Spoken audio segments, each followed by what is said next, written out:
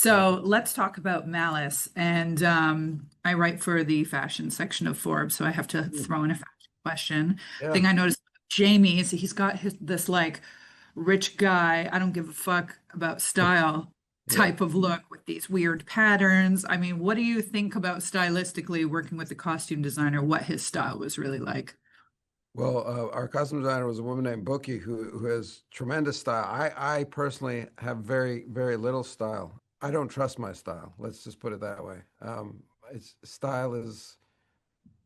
I have an ambivalent relationship to style. So, talking to Bookie about this guy, we would just kind of go through, certain clothes, and I like the colors, and I like the idea that we be in Greece and do this, and it's more like the cut, that kind of like classic cut that the finance people seem to wear now, which is super tight.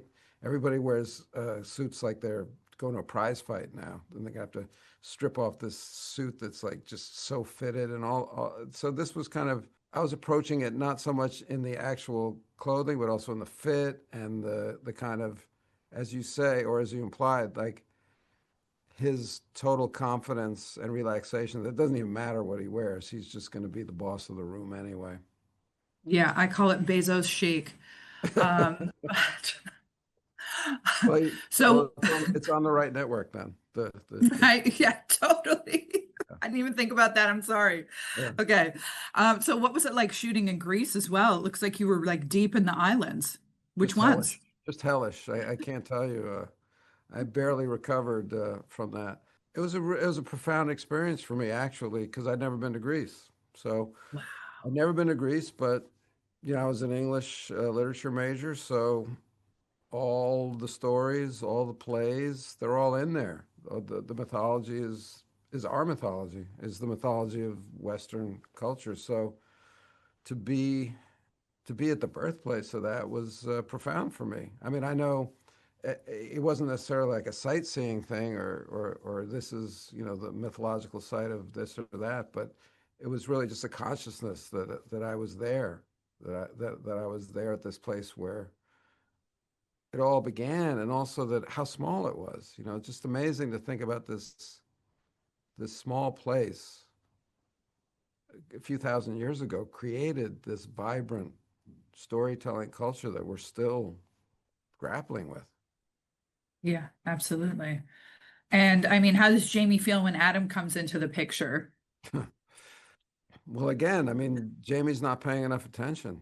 He just Hmm. thinks, I guess he looks at the guy's bank account and thinks he's not an adversary. This is just like, what's this man doing this woman's job?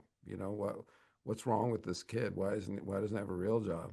So it's he doesn't see what's right under his nose. Right.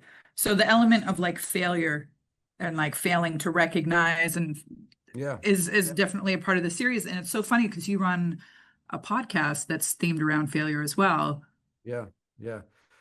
Well, in the podcast, usually failures don't have such extreme consequences as they do in this show. Hopefully not, but failure is the great teacher, is the only teacher, I think. And I think what we realize through the podcast is like success, it kind of numbs you in a certain way. It doesn't make you more inquisitive. It doesn't make you more alive to the world, but failure does. So Jamie's a really successful guy. That's the problem. That's his problem. Is not failure, but it's success actually. And Mhm. the failure, although it's got major consequences for him, it probably makes him more human than he was in the beginning.